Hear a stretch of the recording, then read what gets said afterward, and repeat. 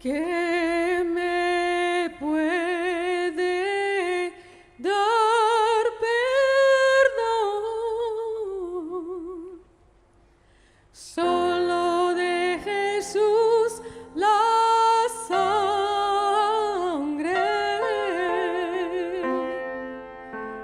y un nuevo corazón.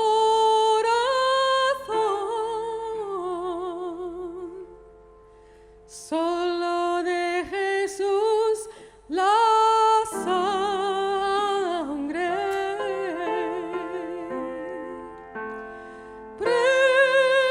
Precioso es el raudal que limpia todo mal. No hay otro manantial, solo de Jesús la sangre.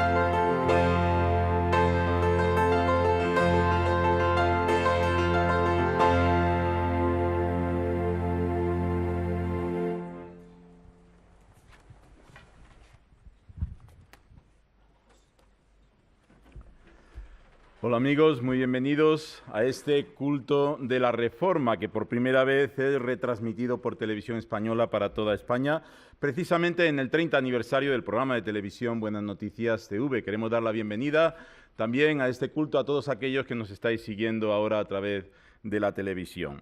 Estamos seguros que vamos a pasar un buen tiempo recordando, reafirmando, reviviendo el poder de Dios manifestado en aquellos días, en la época de la Reforma. El culto de la Reforma es la celebración que las iglesias evangélicas realizan para conmemorar los valores de la Reforma que realmente transformaron Europa. Y elegimos el 31 de octubre recordando aquel día en el que Martín Lutero, en el año 1517, el 31 de octubre, colocó sus 95 tesis en la puerta de la iglesia de Wittenberg. Y realmente esa fecha es solamente la punta de un iceberg, de un movimiento espiritual que recorrió toda Europa y también España. La Reforma sigue viva y queremos precisamente celebrar que el Dios de la Reforma sigue vivo y que hoy podemos también experimentar su presencia y su poder. Por eso queremos también que este culto, este tiempo sea puesto en las manos de Dios y el pastor de esta primera iglesia bautista de Madrid nos va a guiar en oración pidiendo la bendición de Dios para este culto. Oremos, hermanos, nos ponemos en pie.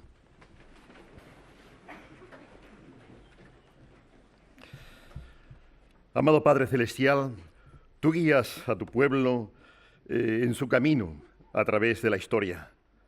Tú, Señor, renuevas tu iglesia por la acción y la fuerza de tu Espíritu Santo.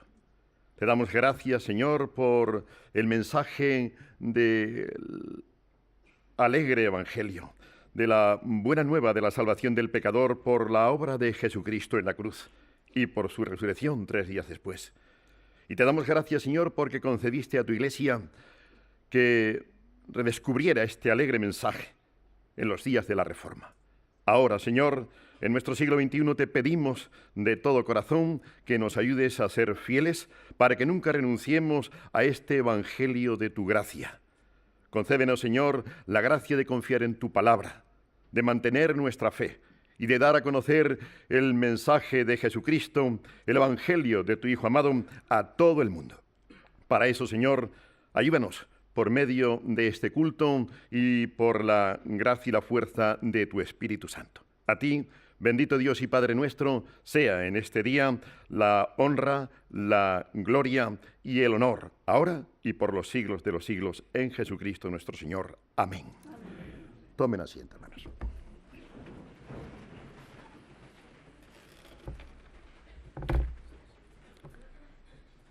El apóstol Pablo, en la carta que escribe a los Efesios, dice así en el capítulo 2 y versículo 1: Él os dio vida a vosotros, cuando estabais muertos en vuestros delitos y pecados, en los cuales anduvisteis en otro tiempo, siguiendo la corriente de este mundo, conforme al príncipe de la potestad del aire, el espíritu que ahora opera en los hijos de desobediencia, entre los cuales también todos nosotros vivimos en otro tiempo en los deseos de nuestra carne, haciendo la voluntad de la carne y de los pensamientos, y éramos por naturaleza hijos de ira, lo mismo que los demás.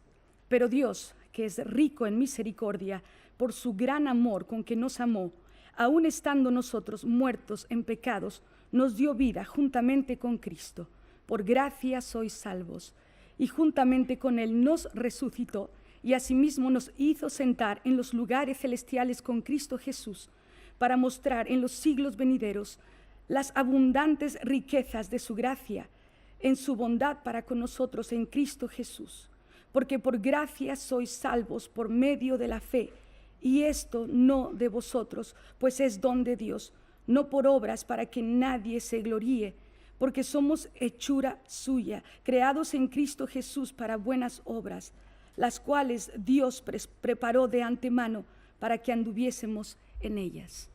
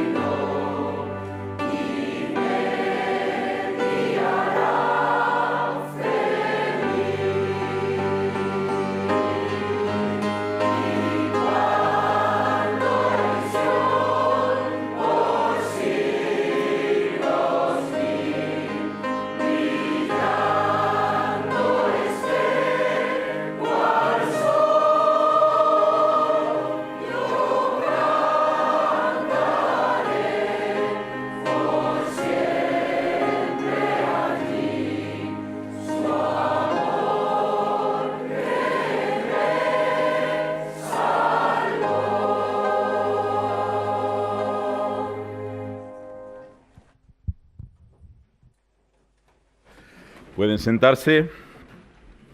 Seguro que cuando hablamos de la Reforma protestante vienen a nuestra mente ideas muy diversas, porque la Reforma fue un movimiento con muchas caras, con muchos personajes, con muchas ideas, que a lo largo de la historia, en algunos países como el nuestro, pues se ha ocultado y hasta se ha tergiversado. De modo que es importante que hagamos una breve introducción histórica de lo que fue aquel movimiento. Y el pastor y teólogo don José de Segovia nos ayudará ahora a entender lo que significó la Reforma. Gracias.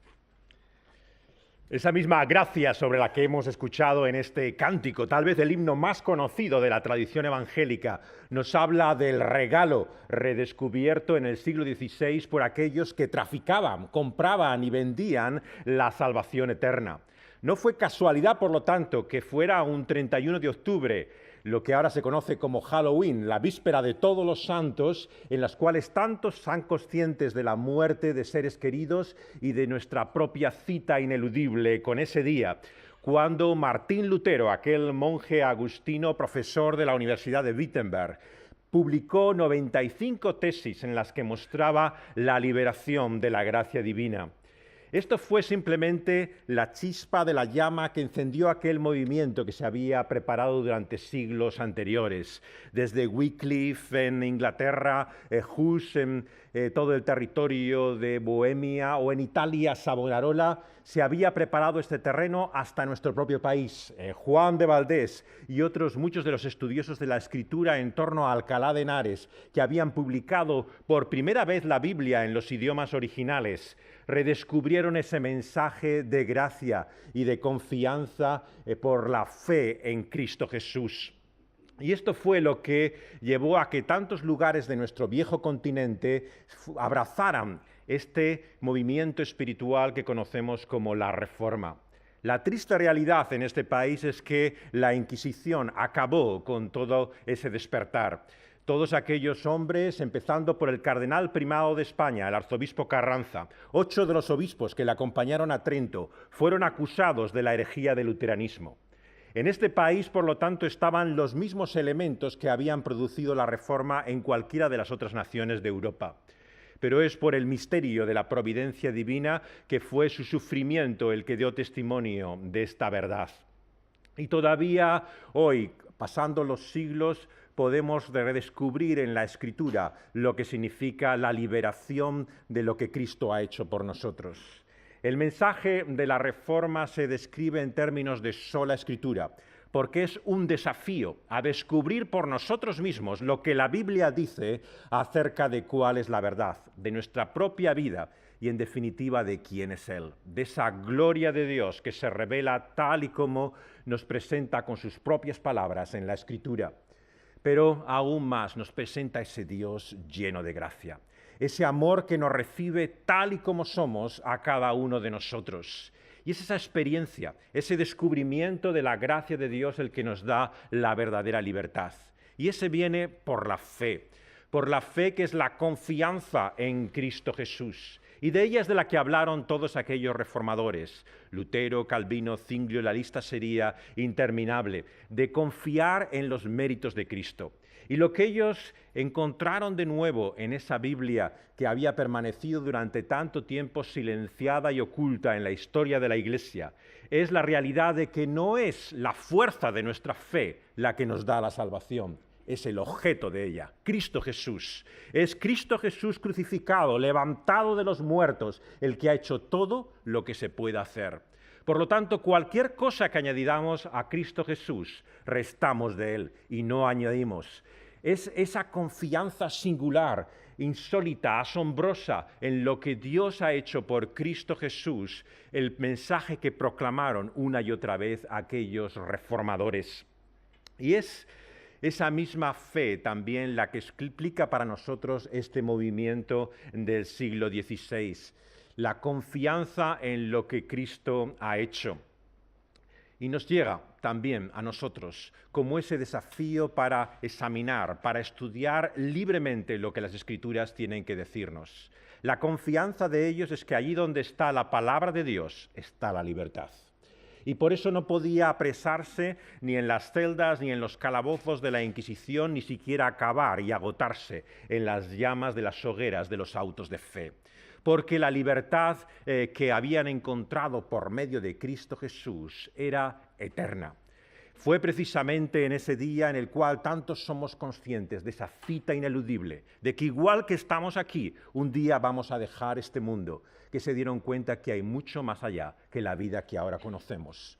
Porque Dios no da otra vida por medio de Cristo Jesús que no sea eterna. Y una y otra vez tenemos que darnos cuenta que lo que ese mensaje de la Reforma del siglo XVI nos trae a nosotros hoy es la realidad de que la verdad está en una persona, no en unas ideas, no en nuestro propio concepto ni siquiera experiencia, sino en el maravilloso nombre y realidad de lo que Cristo Jesús ha hecho. Es un movimiento que proclamaba no solamente la sola Escritura, la sola gracia y la sola fe, sino solo a Cristo. Es Él y ese carácter totalmente cristocéntrico lo que una y otra vez une a tantas personas en tantos movimientos, en tantos lugares a partir de entonces.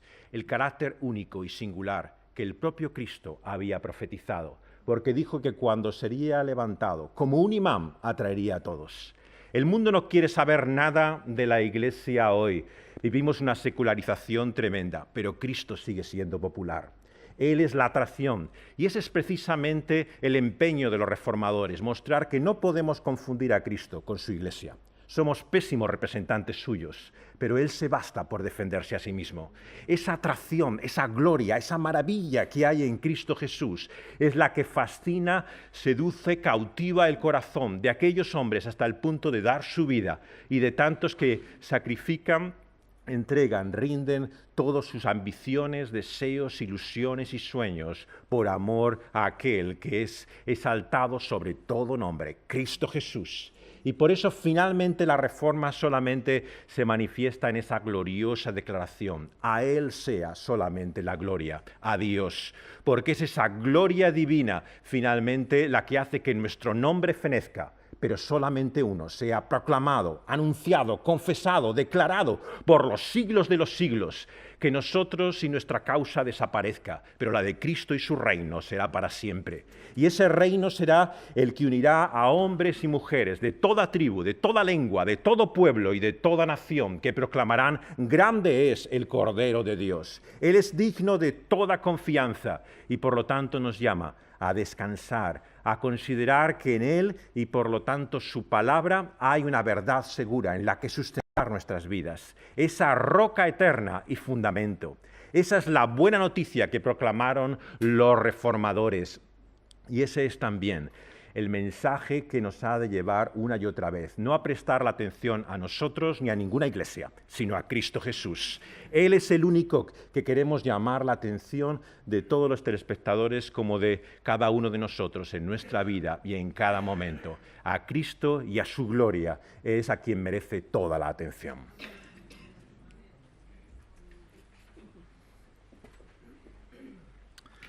Así es, sola gracia, sola fe, sola escritura, solo Cristo, redescubrir a Cristo. Qué bendición poder seguir redescubriéndole hoy en día, ¿no? Y estamos aquí precisamente celebrando a un Cristo que sigue vivo y que sigue poderoso, sigue transformando las vidas.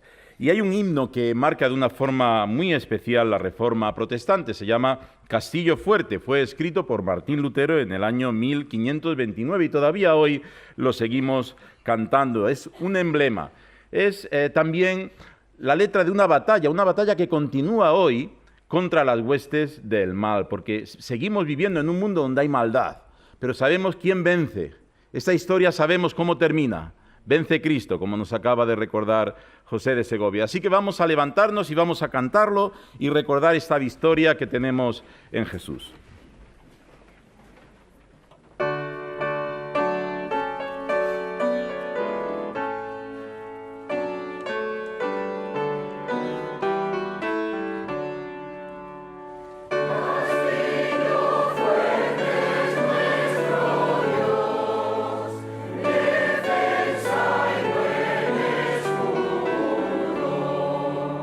Con su poder nos libra.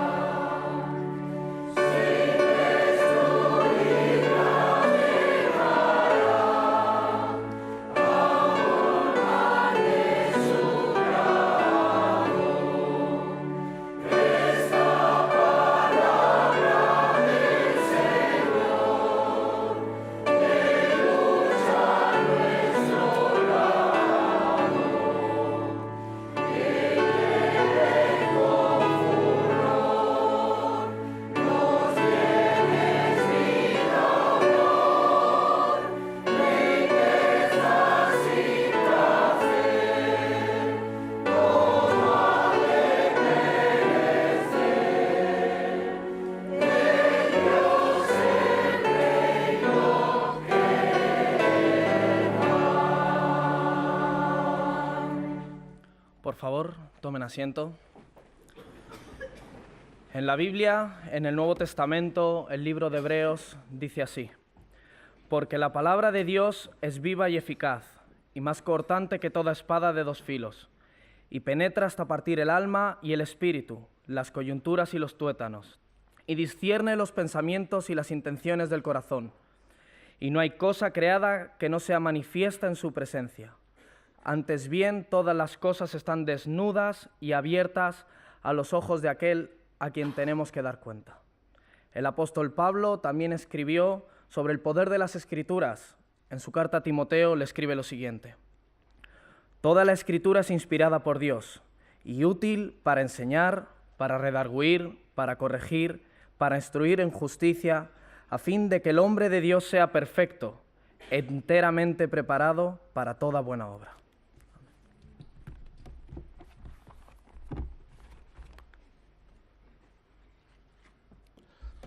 Para los evangélicos, la Biblia y solo la Biblia es la autoridad en todo asunto de fe y de conducta, y creemos que Dios se revela por medio de la Biblia y que nos demuestra, nos guía en cómo debemos de vivir. Pero también es la palabra que nos alienta cuando estamos en tiempos de debilidad, que nos fortalece cuando estamos en momentos de angustia, porque Dios sigue hablando hoy por medio de su palabra a todo aquel que tiene un corazón sensible y dispuesto para escucharle. El doctor y conferenciante Pablo Martínez tendrá ahora la predicación donde nos va a hablar acerca de las enseñanzas de la palabra de Dios en torno a la Reforma.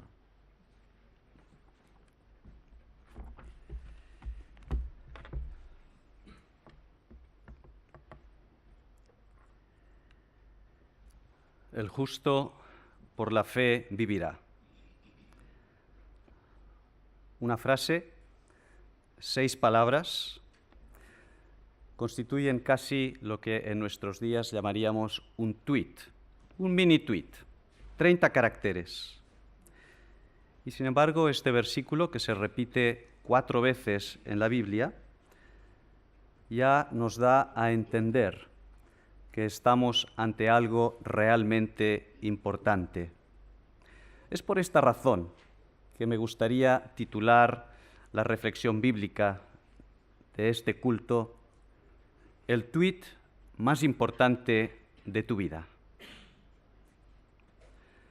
El principio que hay detrás de este versículo, el justo por la fe vivirá, es probablemente el mensaje corto más profundo que puedas escuchar nunca. Por lo menos esta fue mi experiencia, fue la experiencia de Lutero y ha sido la experiencia de muchos de nosotros. Este versículo, esta frase, este mini tuit, es el resumen por excelencia de la Reforma y una síntesis formidable del Evangelio.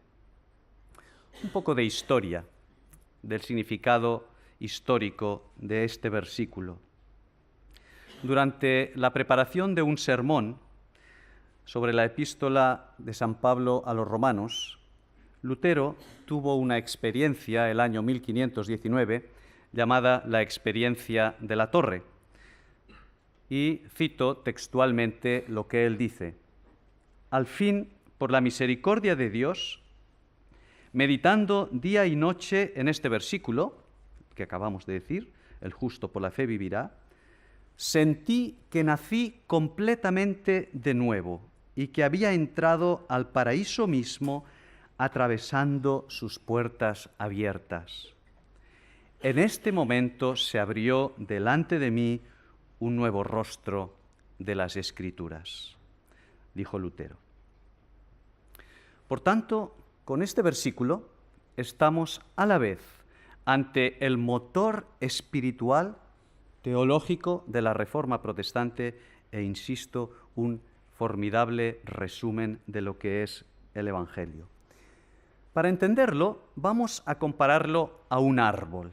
Creo que la ilustración nos ayudará, con su tronco, que es el meollo del texto, y 2 grandes ramas, que son las consecuencias de este principio, de este tronco. Dedicaremos la mayor parte del tiempo a hablar del tronco, la fe, por la fe. Y más someramente analizaremos estas dos consecuencias vitales, nunca mejor dicho. Así, por tanto, en primer lugar, por la fe. Por la fe. Es el tronco del árbol. ¿Qué es la fe?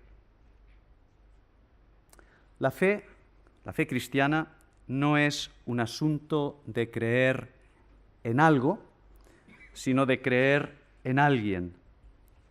La pregunta clave que nos hacemos no es ¿qué creemos? ¿Qué creen los protestantes, los evangélicos? Sino ¿en quién creemos? San Pablo decía con gran fuerza, yo sé a quién he creído. El objeto, el destinatario de la fe cristiana es un ser vivo, el Dios personal, revelado en la palabra y encarnado en Jesucristo, como veremos después. No es una fuerza abstracta o impersonal. En una palabra, creer es mucho más que una creencia, que tener una creencia. ¿En qué consiste entonces en la práctica esta fe? Vamos a intentar desgranar en la práctica en qué consiste. La fe implica fundamentalmente 3 pasos.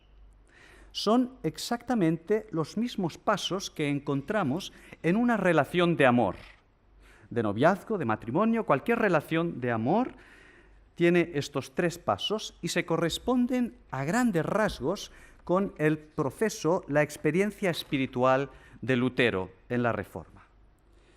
Estos 3 pasos, para hacerlo de manera pedagógica y fácil de recordar, los empezamos por C.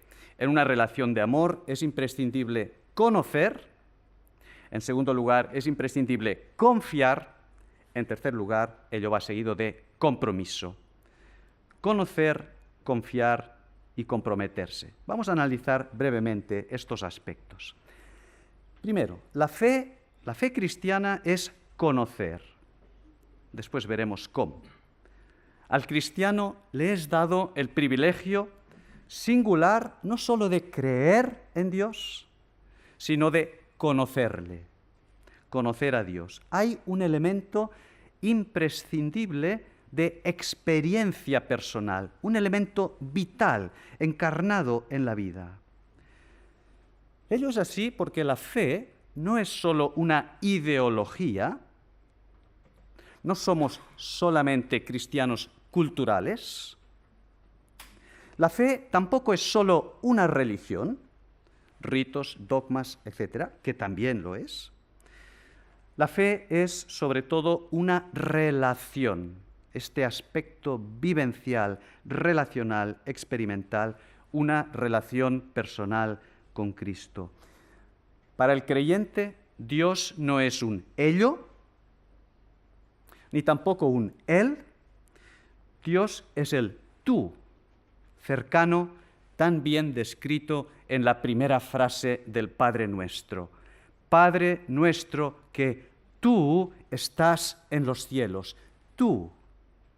Por así decirlo, la fe nos permite hablarle de tú a Dios. Decía el Señor Jesús, y esta es la vida eterna, que te conozcan a ti, el único Dios verdadero. ¿Cómo conocer a Dios?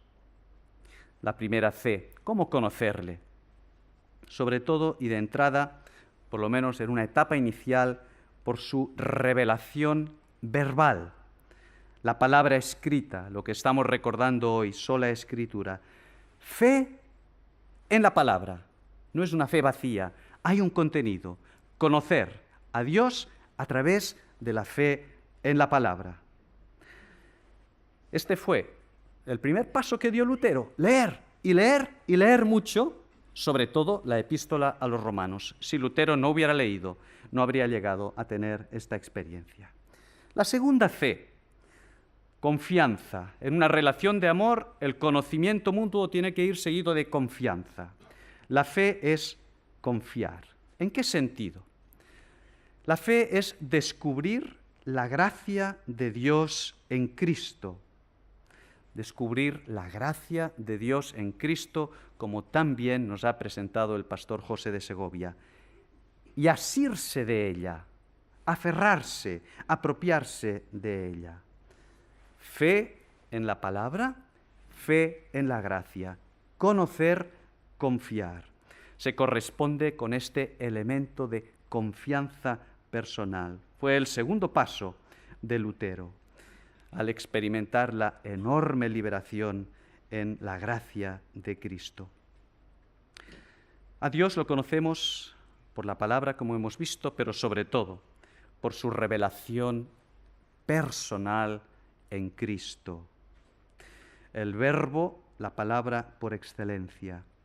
Conocer la gracia de Dios en mi vida significa algo tan sencillo y tan complejo como descubrir que Cristo no solo murió, sino que Cristo murió por mí, y que es una realidad lo que nos dice el autor de Hebreos cuando nos presenta a Cristo como el autor y consumador de la fe, de lo que estamos hablando, y nos explica por qué Él sufrió tal hostilidad, tal maltrato, tal brutalidad contra sí mismo, para que nosotros tuviéramos la salvación. La gracia de Cristo en la cruz es el centro y el clímax de la fe. La tercera C, conocer, confiar, comprometerse. La fe es responder al amor de Dios con mi amor, compromiso. Es entender que Dios ha dado el primer paso y que ahora me toca a mí, como decimos popularmente, mover ficha, responder, actuar. En este sentido, podemos decir que el cristianismo es lo opuesto a una religión. No todas las religiones son iguales. El cristianismo es exactamente lo opuesto a una religión. Una religión es el conjunto de esfuerzos que el ser humano hace por llegar a Dios. La religión va de abajo arriba. El cristianismo es exactamente lo opuesto. Es el conjunto de esfuerzos que Dios ha hecho por llegar al hombre, por alcanzar al hombre. Va de arriba a abajo. Y ahí es donde la gracia de Cristo en la cruz constituye el centro y clímax de la fe. El conde von Zinzendorf, el que fundó los hermanos moravos en el siglo XVIII, estaba contemplando un cuadro de la crucifixión, un cuadro de Steinberg, y abajo, en la parte inferior del cuadro, había una inscripción que decía: «Esto hice yo por ti, ¿qué has hecho tú por mí?». Von Zinzendorf se quedó extasiado delante de este cuadro y sobre todo delante de esta pregunta. Le conmovió tan profundamente, transformó su vida de una manera tan extraordinaria que a raíz de esto vivió por completo para Cristo y fundó lo que se llamó el grupo de los hermanos moravos. La fe, por la fe. La primera gran rama del árbol, y pasamos al segundo aspecto, la primera consecuencia de la fe es que nos hace justos delante de Dios. Justificados, pues, por la fe, tenemos paz para con Dios. Entraremos muy poquito en este punto. La fe nos declara justos delante de Dios, en lo que Lutero llamaba un intercambio dulce y misericordioso. La fe hace que nuestro pecado sea transferido a Cristo y la justicia de Cristo nos sea transferido. Dulce intercambio, como lo llamaba Lutero. Somos justos no por nuestros méritos, como ya hemos oído, sino que somos justos porque la justicia de Dios nos ha sido transferida. Este es un punto que tiene implicaciones teológicas y por tanto lo pasamos muy por encima. Vamos a la vivirá, el tercer aspecto, la segunda rama, la segunda consecuencia de la fe es la vida, vivirá. La fe no solo nos declara justos, justificados delante de Dios, porque limpia el pecado, sino que genera vida. La segunda gran rama es fructífera, es una promesa de vida, por tanto una palabra de esperanza, importante en un mundo que anda a tientas en medio de tanta oscuridad. La fe es esencial para la vida, aquí y ahora. En primer lugar, aquí y ahora. La fe nos da plenitud de vida He venido para que tengan vida y vida en abundancia, decía el Señor Jesús en uno de los versículos que para mí, como psiquiatra, es uno de los favoritos míos. Vida en abundancia, plenitud de vida. La palabra en el original griego quiere decir vida óptima, superior, mejor, una vida de calidad, calidad de vida. 3 ejemplos solamente. Esta calidad de vida nos viene porque la fe en Cristo ilumina, en primer lugar ilumina, su luz proporciona un significado profundo, sentido de la vida. Yo soy la luz del mundo, el que me sigue no andará en tinieblas. Sustituye el vanidad de vanidades, todo es vanidad, sin sentido, por el plenitud de plenitudes del que hablaba Unamuno tan acertadamente, plenitud de plenitudes. La fe en Cristo ilumina. En segundo lugar, la fe en Cristo transforma. Hemos visto su luz, su poder. Ha cambiado la vida de millones de hombres y de mujeres en todo el mundo. Poder para iluminar, poder para cambiar. Decía Bono, el cantante de U2, de U2, no creo que un personaje ordinario, mucho menos un loco, haya sido capaz de transformar de manera tan extraordinaria la vida de tantísimos millones de personas. Interesante esta declaración de Bono. La fe en Cristo, en fin, restaura. Lo hemos visto. La fe en Cristo restaura por su gracia, da fuerzas a los más débiles, a los pobres en su sentido más amplio. Cristo no quebrará la caña cascada ni apagará el pábilo que humea. Estamos terminando. La fe en Cristo vivifica personas, pero también transforma la sociedad. El mejor ejemplo es el que hoy estamos celebrando, la Reforma Protestante. Sobre todo a través de la difusión de la Biblia, esta espada afilada que destruyó oscurantismos medievales, tuvo una gran repercusión en la sociedad de su tiempo y también en los siglos posteriores, asignatura pendiente en la historia de España, la palabra de Dios transformando, llegando a la cultura, cambiando vidas. Músicos como Bach, Mendelssohn, Händel, pintores como Durero, Rembrandt, y podríamos seguir con una larga lista de científicos, filósofos y políticos que experimentaron la plenitud de vida que da la fe y con su influencia transformaron la sociedad. Vida aquí, plenitud de vida, pero también vida en el más allá, vida después de la muerte. Dice Jesús, el que oye mi palabra y cree al que me envió, tiene vida eterna y no vendrá a condenación. Mi destino eterno, el mío y el de todos nosotros, depende de este tuit. La fe es esencial para la vida. El justo por la fe vivirá. La vida aquí, vida abundante, pero sobre todo la vida en el más allá. Por esto titulaba este mensaje el tuit más importante de tu vida. Préstale atención, medita en él. Concluyo con unas palabras de Jesús mismo, donde con una cálida metáfora, un versículo que ha transformado miles de vidas, nos invita a esta relación de amor de la triple C. Conóceme, pon tu confianza en mí, comprométete. Si alguno oye mi voz y abre la puerta, entraré a él y cenaré con él y él conmigo. Cristo no fuerza puertas, aunque él tendría la llave. Eres tú el que ha de abrir la puerta e iniciar una relación de amor que es lo que nosotros entendemos es la fe. El tuit más importante de mi vida, el justo por la fe vivirá.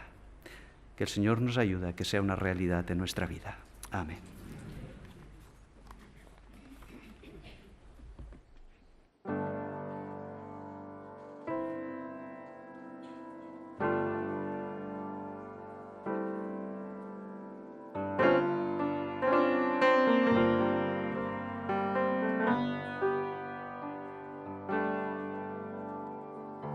No soy Einstein, ni Van Gogh, ni Cervantes, ni Platón. No tengo en mis venas sangre azul, no soy ningún dios. Y si me haces 1000 preguntas, no sabría pudiera responder. Solo sé que yo era ciego y ahora puedo ver. No sé nada de la bolsa, no soy un cerebro gris. Nunca fui a la Casa Blanca y la verdad no sé si quiero ir. No poseo grandes sumas que pudiera ofrecer. Solo sé que yo era ciego y ahora puedo ver. Y una cosa es respirar y otra es ver la luz. Y hoy te miro y ahora sé que no hay nadie como tú. Yo sin nada que ofrecer, tú me viste a mí. Sin dinero, sin sombrero y me hiciste feliz. Y tu amor es un dilema que jamás descifraré. Solo sé que yo era ciego y ahora puedo ver.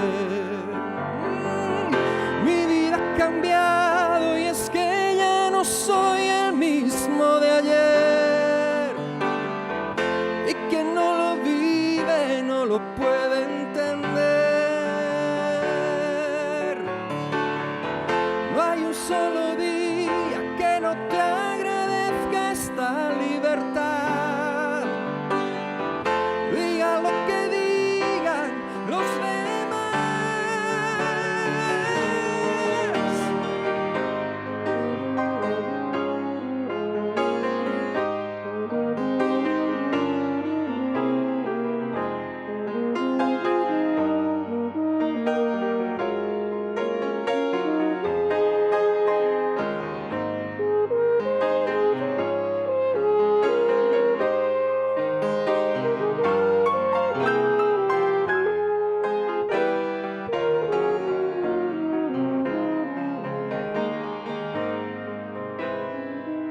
Y una cosa es respirar y otra es ver la luz. Y hoy te miro y ahora sé que no hay nadie como tú. Yo sin nada que ofrecer, tú me viste a mí. Sin dinero, sin sombrero y me hiciste feliz.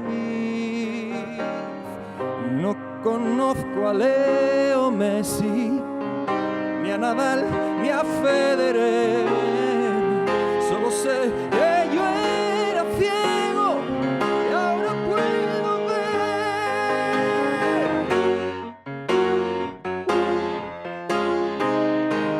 Ahora puedo ver.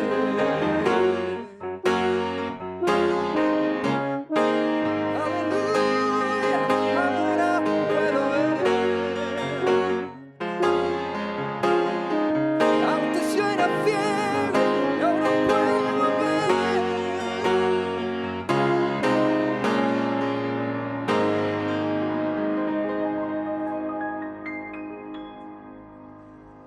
Gracias, Marcos. Vamos a orar. Sí, Padre amado, gracias por esta mañana que nos has regalado. Gracias por conocerte, gracias porque eres un Dios de salvación. Gracias porque en algún momento en mi vida yo era ciega y tú me has hecho ver. Gracias por estar aquí en esta mañana y gracias por darnos una vida eterna, una vida de satisfacciones, Señor, y una vida maravillosa. Gracias, Señor, por tu palabra en esta mañana también. Gracias por la música y gracias por estar aquí, Padre. Gracias también por este momento que nos has regalado a todos y te pedimos que también nos lleves con bien a cada uno a nuestros hogares, Señor. En el nombre de Jesús te damos las gracias. Amén.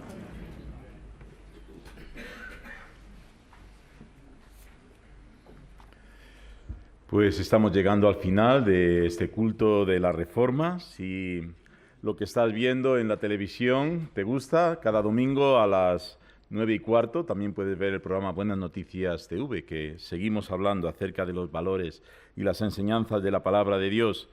La verdad es que estos valores que hemos recordado, sola Escritura, sola fe, solo Cristo, sola gracia, son valores que transformaron Europa y que transformaron nuestras vidas, ¿no? Y hay otro principio de la Reforma, que es Iglesia reformada, siempre reformándose. Y nos acercamos al 500 aniversario de la Reforma, dentro de un par de años, y ya se están organizando multitud de actividades en las que queremos pues impulsar todos esos valores que transforman nuestro mundo, porque vivimos en una sociedad donde pues todavía hay élites que tienen privilegios, hay corrupción, hay abuso de menores, hay maltrato de género, hay multitud de situaciones en nuestra sociedad ante las cuales nosotros tenemos buenas noticias. Nosotros tenemos un mensaje de transformación, de regeneración, de progreso, de reconciliación, de revelación, un mensaje que realmente es lo que España necesita. Y tenemos que ser nosotros agentes de ese cambio,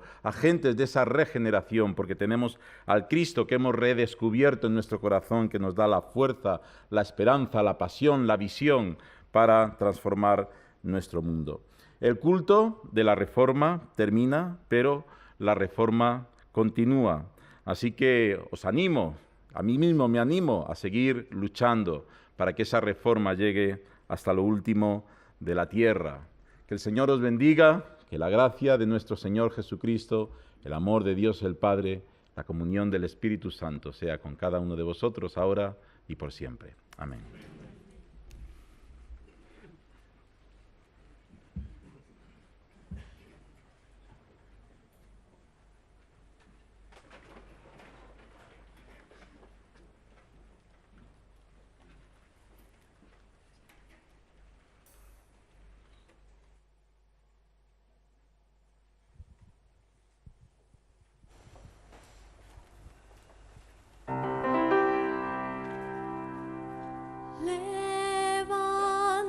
Levantado fue Jesús en la vergonzosa cruz para darnos la salud. Aleluya.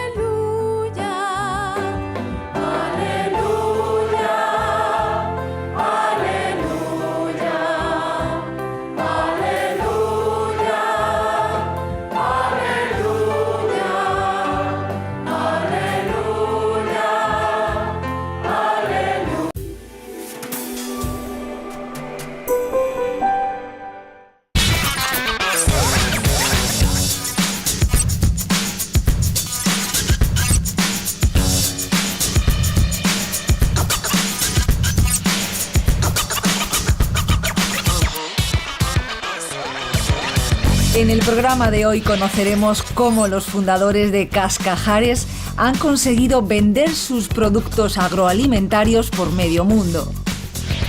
Nuestros expertos estudiarán dos nuevas propuestas emprendedoras. Playfilm, un software que integra al espectador en la publicidad que recibe, y Designer Souvenirs, una original propuesta de recuerdos turísticos innovadores y modernos. Un inventor nos mostrará su idea para mejorar el acceso a los vehículos industriales y visitaremos el Centro de Investigación en Epidemiología Ambiental de Barcelona.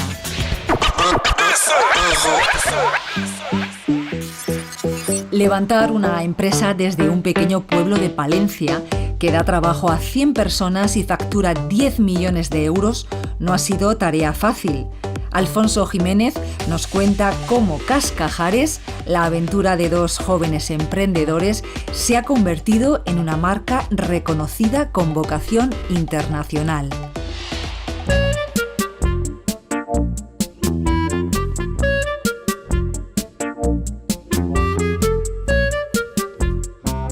Cascajares comienza en el año 94, cuando mi socio Paco y yo nos dedicamos a criar capones.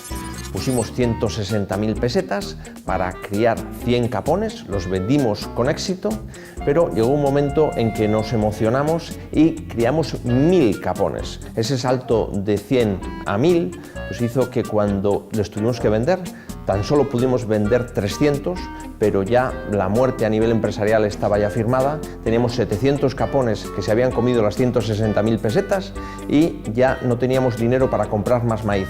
Se nos ocurrió la gran idea de hacer el capón confitado en lata. Metimos el capón dentro de una lata y le sacamos al mercado. En tan solo 15 días, entre Paco y yo, conseguimos vender la producción